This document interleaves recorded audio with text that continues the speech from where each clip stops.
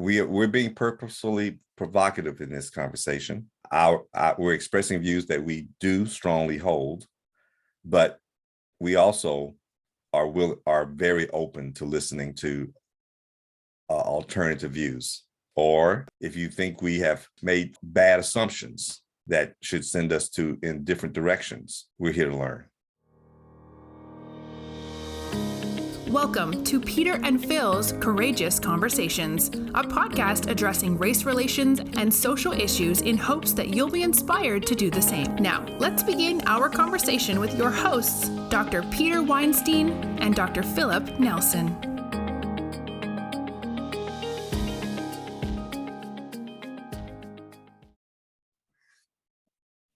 Going on the other side of the hedgerow over there? Yeah, so I don't know. If it's not bothering you, then we can just hang up right now. I mean, what's bothering me this week is not the search warrant for the president. I have little or no information about that other than it seems to be pretty clear that he took some documents out of the White House that he shouldn't have taken. Why this is an issue, such an issue that has resulted in the undermining and attack on the FBI. I don't understand the strategy. I am livid about that strategy. I believe it has crossed the line, although I'm not surprised that former President Trump would cross any line. But I am angrily disappointed in the Republican leadership towing the line and choosing to attack venerable U.S. institutions for apparent political reasons.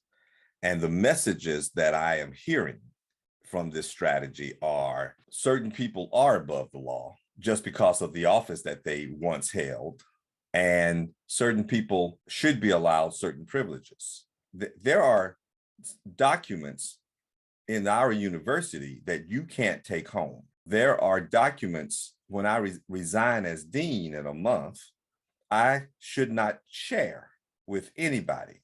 Imagine what would happen to me if I took personnel files and sold the social security numbers of the employees of the college, or just left them open in my house and somebody picked them up and had access to them. There's a reason for these processes, and it's not hard to defend them, and it is clear that this has been a discussion between the U.S. government and the former president since January 20th, since he left. And so I don't understand how anyone can question the efforts to reacquire documents that shouldn't be out there in private citizens' hands. And the fact that they were taken suggests, raises the concern that this particular private citizen might misuse them.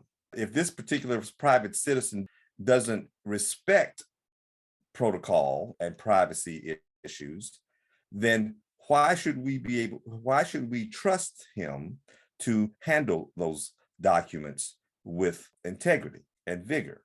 And so I am more than flustered. I'm angered by the apparent continuation of creating an environment of distrust for our branches of government so that it appears we can overthrow that government. For me, this is a continuation of January 6th, of the efforts of January 6th. And I'm also angry that I'm arguing to defend the FBI because of its role under J. Edgar Hoover when America was great. And so I'm angry because of the ironic position I find myself in, but it's because it's not about the person, it's about the principle. Wow, I've got 43 pages of notes from the last 3 minutes. I'm in full concurrence with agencies like the FBI shouldn't come under attack for doing their job. But it's a symptom of some of the bigger diseases that we've seen where other people, governors, secretaries of state, even Supreme Court justices have been threatened because the actions that they took were deemed disagreeable to certain people. And so I think it's part of this schism, this gap, this canyon that's getting wider and wider between people and common sense. I mean, a lot of the actions that we see are actions that have been going on for years without threats of violence, without threats of protest, but as an expected role and job of governmental elected officials or appointed officials from an FBI standpoint. We don't always agree with them. And yeah, they led to protests, but not physical violence and threats of going to the FBI office or protesting in front of FBI offices. And so I'm fully in concurrence with your feelings. And I do concur that this is an extension and a continuation of the efforts to undermine democracy that I thought culminated in January 6th, but obviously continue, whether in a surreptitious fashion or a more obvious fashion, to continue to undermine the democracy that was established in 1776, and although not perfect, has done a very good job of getting us to where we are. So I'm right next to you in trying to figure this out. I was talking to a friend of mine who's an agent in the government about this. Although FBI agents aren't perfect, they are doing a job.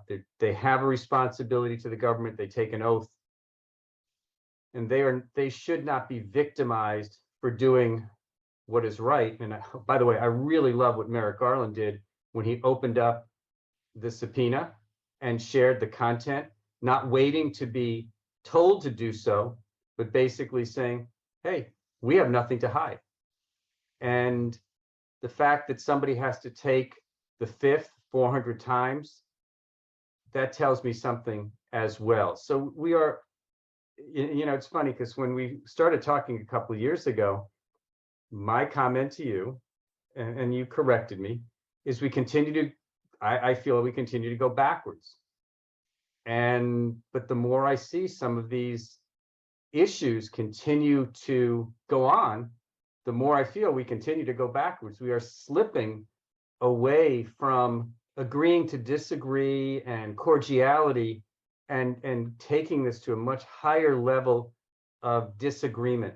I mean, it's at the very basic levels to the highest levels. We just can't seem to get along any longer. Well, I am as frustrated with the discontent and the tone of our national conversation as anybody else. But that's part of a democracy. That's part of individualism adjusting to societal efforts. But it can't occur when you blur the values that the society is based on. And nobody realistically thinks that any person or agency is perfect. But this isn't about that. This isn't about the conversation. This isn't about the tone of the conversation. This is about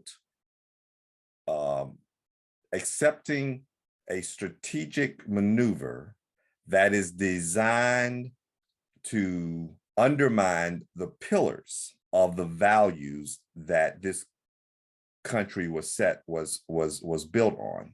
It's not the first time that the FBI has been under attack. During the civil rights movement, the FBI, in their zeal to protect status quo, took what I considered questionable efforts to gather intelligence on civil rights leaders. One could argue that the gathering of that intelligence was important in order to quell domestic terrorism, if you will. And the FBI looked at the Black Panthers as one of those entities that they believed was or could have been a domestic terrorist organization, rather than one that I believe was put together to express their views about the Second Amendment as it applied to Black culture, to pull themselves up by their bootstraps, take care of their own communities, because it didn't appear that, despite the negative impact that government policies was having on Black communities.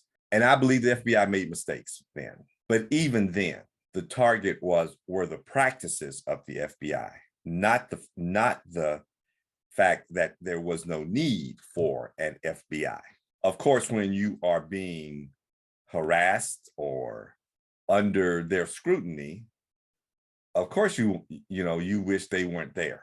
But as dean of Western University, if I disagree with a policy of the president, those disagreements will either be expressed as a personal opinion or expressed internally. But I can't imagine my coming out and saying Western University should not exist. And that's what I'm hearing from a major party, from one of only two parties that we have. And essentially now we are becoming a one-party country. And that depends on who's in Congress, or who's in Congress and who's in the president's office. But everything else doesn't matter. The Supreme Court doesn't matter. And the Republican Party seems to have a rotary platform, a rotating platform. As long as actions attack their enemies, then they're fine. This is an existential threat. This is not a support for one man, one vote. This is support for an ideology and protection of a mob conscience. And if you're not part of the mob, or if you dare hold the mob to the same values you hold everybody else, then you become, and they use the word anti-American, but the mob conscience is not American. When I see the former president debase the FBI, which he did even while he was president, imagine that. And now I'm seeing the minority leader in both houses do the same thing. They're supposed to be agents of the government too. They're supposed to understand the three branches of power and what their roles are. And they are confusing purposefully the American public who are not so aware of those roles. I'm sorry, but it's all about politics. It's really about remaining in office. It's about building your group of people who support you, and all of the terminology that's been going on: witch hunt, rigged election. You know what came out of the raid, quote unquote raid, which was not actually a raid? Planted documents. These documents were planted. These are all dog whistles to the people who have voted for specific parties to climb on board and continue to support those people that are using these terminologies. Somehow I've been on an email list from both parties, and half of the subjects of the emails are impeach Garland, impeach Biden. Phil, we're not having a national conversation any longer. It's not two-way. We're not even talking any longer.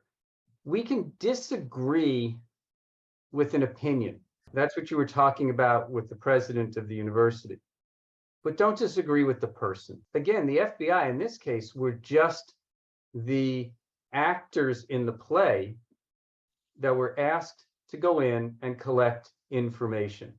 Now, this information could have been given out 6 or 8 weeks ago when 15 boxes were collected at that point in time. But by not agreeing to give the remaining documents that were just picked up, you keep this topic in the fore.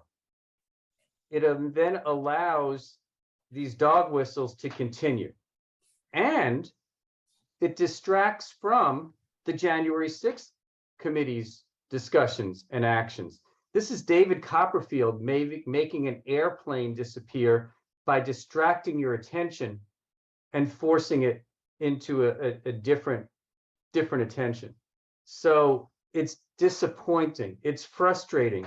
Everything we are seeing is threatening to our democracy. And it just comes from the fact that we can't seem to we can't seem to come together in the table of brotherhood and work towards a common good. I mean, half of the efforts to pass legislation are being voted down, not because they're good legislation, but because they weren't brought forward by the party that disagrees with it. And so they don't want to support the party that brought it forward. I mean, the infrastructure needs, the environmental needs, all of these things make complete sense. So why vote against them? And I don't think we've ever talked about this, but I think the vote out of Kansas on abortion sends a message that even the Supreme Court's decision was not a decision that was supported by the people. To me, the politicians have forgotten the needs of the people and continue to just think about their needs to have a long-term job and be reelected. So I'm speechless by what I see, hear, watch, and then add social media to it, and people just continue to throw gasoline on this fire, looking to see if they could get another ember to burn. And I fully feel your pain and frustration, because I feel it concurrently. So everything you said, I agree with at some level. You tied a lot of issues together that are related, but not necessarily on the point that I'm trying to make. And it's because this is a multi-front issue. You're right, there is no national conversation. There's national shouting going on right now. And that shouting is most evident in Congress, except for the latest bipartisan bill that was passed. When I was trying to correct you when you said we seem to be going backwards, is we fail to recognize advances or reaffirmations like the Kansas vote, the constitutional vote in Kansas on abortion. I disagree that that vote is a message for the Supreme Court. Whether I agree with the Supreme Court decision or not is irrelevant here. The point is that the Supreme Court decided, create a decision that sends it back to the states for their decision. Essentially what they said was there is no right to have an abortion, and that there is no national constitutional right. And if there is, it must be decided by each individual state. I disagree with that, but that is the law of the land right now. And it was heartwarming, gratifying to see Kansas reaffirm that right as a state right. It is just as devastating to believe that I lose that right when I cross the Kansas border. And those are the things that we have to discuss rather than shout. But I don't think this is just politics. On one level, political strategies are being used. I totally agree. And at some level, appealing to your base is why I'm saying what I'm saying. You know, trying to get reelected becomes part of the calculus. Trying to stay in office so I can fight for that base becomes part of the calculus. I get all that. I do, right? But what I'm hearing is I'd rather be president of a country that's burnt to ashes. I'd rather be president of the ashes than be president of a country that abides by these values or this value or that value. I want to use a scorched earth policy. And any of this sounds like a Russian plot, then I'm sorry. I'm so sorry that I will not let you forget that I think that there is an association here. And so it is bigger than politics. This is an existential threat. And while we're squabbling amongst ourselves, we are not recognizing the real threat to this democracy and from whence it comes. I was in a cab and the driver decided to bring up politics. I couldn't believe it. But the first thing the driver said was, did you know that Russia and China and India are going to get together and develop their own currency, a unified currency? And I said, no, I didn't know that. And then they said, well, yeah, they're going to do that. And this is all because of Ukraine, and Russia needs the funding, and we're fighting Russia anyway. We're sending bombs and ammo over to Ukraine. And he was actually sounding like a Russian ally. And I couldn't believe the tone of the conversation. And he said, we're fighting them anyway. And I said, well, we're supporting Ukraine. And then I asked, I said, you do believe that the attack on Ukraine was baseless, don't you? Do you actually think that they're trying to denazify the Ukraine? And he said, well, I just don't believe we should be fighting them. And if we're going to fight, we should fight them. And I said, so you'd rather send our sons and daughters over there than send material? And he said, well, I don't want to be sending my money. And then he made another comment that said that was kind of pro-Russia too. I found they said, when did Russia become our friend? I said, I grew up through the Cold War. And I think you did too. So I just want to know, when did this transition occur? Closest they got was during the Reagan era. And then they fell apart. And that's why Ukraine is an independent country now. So I'm trying to figure out when we became Putin's ally. I'm beginning to realize that there's this unnoticeable adoption of a communistic philosophy. And this existential threat is about the mob. It is about being in control. And what I am seeing is the First Amendment being threatened when McCarthy, who I believe is a lot smarter than he sounds, can't say what he believes. Because if he does, he'll be targeted by his own party. The same way a certain person who's leading the January 6 hearings is being targeted by her own party. Wow. How did I get there? That's what you want to ask me? No, well, it's funny that with our off conversation discussion about Russia before we started the podcast, you somehow got back there. It is kind of scary, and it goes back to some conversations that we had a year and a half ago about where we were and where we are. And actually, they probably go back to prior to the election of 2020. I think there's a lot of external influence that we are not paying attention to, which is what you're essentially saying. Yes. And it's quietly, slowly, brick by brick, tearing apart the substance of this country. And it has its mouthpieces in the Steve Bannons of the world, the Alex Jones of the world, and the other TV, radio, social media, press voices that have been empowered by the last regime that we had in Washington. And I call it a regime because that's really what it was. And Sharon and I were talking about this the other day. It is so hard to fathom the number of people that have drank the Kool-Aid and are part of this cult effort to undermine democracy as we know it. I'm seeing, I want to say James Jones in Guyana with 900 people dead from drinking the Kool-Aid, because it just seems we have a cult following that are part of this base that people play to. And many of the cult following are armed and ready. And that's when you read the tweets and other things that have been posted since the FBI went to Mar-a-Lago, they are threatening.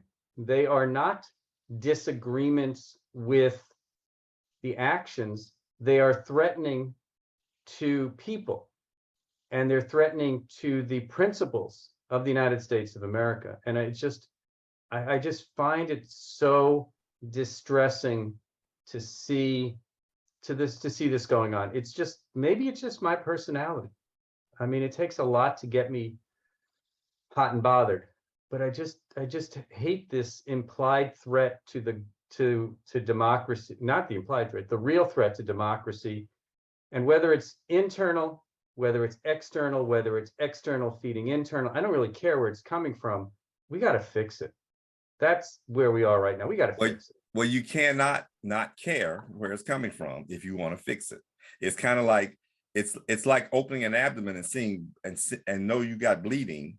You have to care where is the bleeding coming from, right? In order to stop it. You just can't stanch the bleeding. You have to ligate the vessel. All right, I want a diagnosis so we can treat it. I don't, the word care was the wrong I get it. terminology. Yeah, I know. I know. I understand. I'm just saying that I get it. I mean, I hate conspiracy theories too. I hate the need to do that. But the real threat here is the depth. Let's look at the layers here. Let's start out with the attack on the FBI unit in, was it Ohio or I forgot? I think it was outside Cincinnati. Cincinnati. So we have activists who are ready to go to war. I remember during the election between Clinton and the former president, just before the election, I began to hear that there were armed citizens ready, that if the former president didn't win, even before the thoughts of a rigged election or whatever came up, they were going to enforce his candidacy through violence. At the time, I thought that's rather extreme. And I didn't think they really meant it. Of course, January 6th showed that they did. My point is, there is an army out there that's ready to go, ready to be activated. That's threatening enough, right? But then there's another group who aren't armed and will not go and believe that they're going too far, but they believe the same thing. It's in the coffee clatches and the kitchen discussions. There are certain things that are said that are just accepted as truth now, because the big lie is so hard to dispel. The little lies catch on. I went to a vendor last week to discuss the purchase of a major piece of equipment, and we were talking about the price quote that I had received. And of course, it's about the supply chain and the effect of Ukraine, et cetera. But then he said, we're one of the last manufacturers of these kind of units left in the United States. It's too bad the government forced everybody else to go overseas. When I heard that, I heard a political assumption. And my response was, well, did the government force them or did they go overseas for cheaper labor and less regulations? I don't think that's being forced. That's not accepting the cost to do business here. And then he went on to say that he considered it, but he had people that worked for him for 10, 15 years, and they were part of the family. And he wasn't going to disrupt their lives like that. And he decided to stay. And then he said that other competitors went to places like Louisiana and Indiana because there were certain glues that they couldn't use in California anymore. And they have evidence to show that one of the glues may cause cancer, and California has regulated that and said you can't use that. So the glue they can use now is more expensive, and it adds to the cost of producing their product. And I thanked him for staying in California. I said, but places like Texas and Indiana, Louisiana are promoting the fact that everybody's leaving California because they don't care about the cancer that they cause. It's more important that they provide jobs for their people that might ultimately kill them rather than protect them. It's those kind of subtle choices that are getting twisted in a political realm. And I think he was surprised that I pushed back a little bit, that I rephrased things, because I'm sure he was used to people just saying yes, this, and yes. We actually had a very good conversation. It was and I learned some things and he learned some things, I think, but he even came back and said, why can't we just take care of people? That's my point. And yet he was, when I walked in, you would have characterized him as a staunch conservative Republican. The conversation you had with him and the conversation that you and I have been having is the type of conversation where you listen to both sides. You may not change the other side, Right. but you have the conversation. And that type of conversation is not happening. It's No. not being encouraged. In fact, it's being discouraged. And the ability or willingness to listen to other opinions, right or wrong, just the willingness to listen, is being shouted down or threatened or implied threats.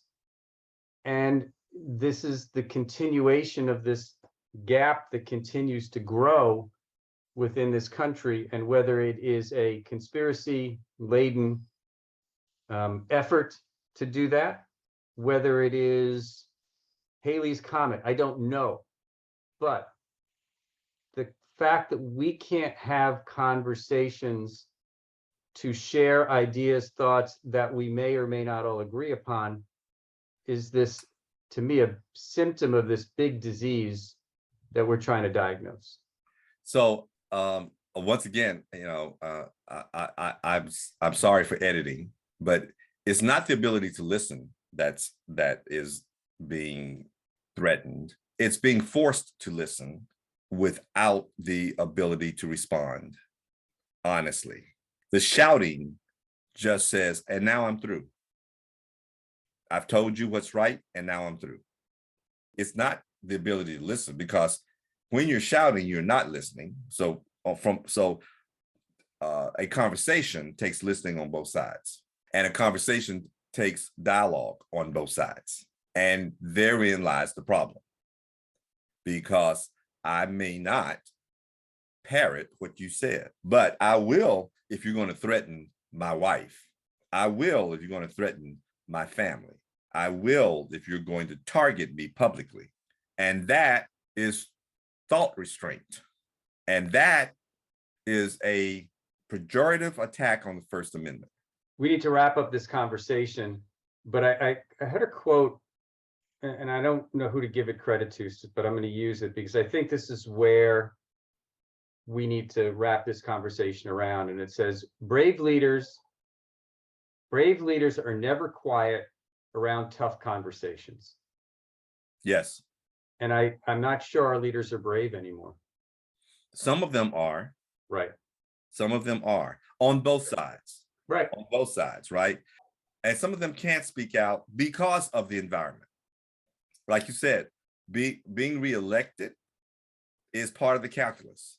Some of the Republicans have been thrown out into the wilderness, and so they've decided, what do I have to lose? Some are still in the fold, but they're not necessarily stepping out to support this unconscious babbling of a strategy that seems to only serve one person. I am in awe. No, I am in disgust that we seem to be fighting a systematic challenge that is designed to attack egalitarianism, democratic principles, one man, one vote, in order to support a person, not an ideology, but a person. If there is a unifying ideology, it is not the flag. When I see, it is difficult for me to adjust the vision of the former president wrapping himself in a flag on a stage and then watch him attack the FBI and the Supreme Court as an institution, not for a particular practice or decision, but as an institution, and to promote violence against the government he once was supposed to be a leader of. I don't believe he's part of the President's Club. Well, I believe he started a different chapter. I think he's got he's probably written his own book, but I do think that it's time for our leaders to show some courage, to be brave, and start to take and have these tough conversations across the aisle, across the country, because there's a lot of fake leaders that are out there, and they're making a lot of noise. And of course, that gets attention. my most stark statement is that the statements that I've seen from our Republican leaders last week was anti-American. Yeah. Well, I think that's a good exclamation point for this conversation. And thank Nationwide for allowing us to share our thoughts. And, some of you who are listening may not agree with them, which is fine, but we'd love to get some feedback and hear your thoughts. And so thanks so much for listening to Phil and I and our courageous conversation on a very touchy, very challenging topic.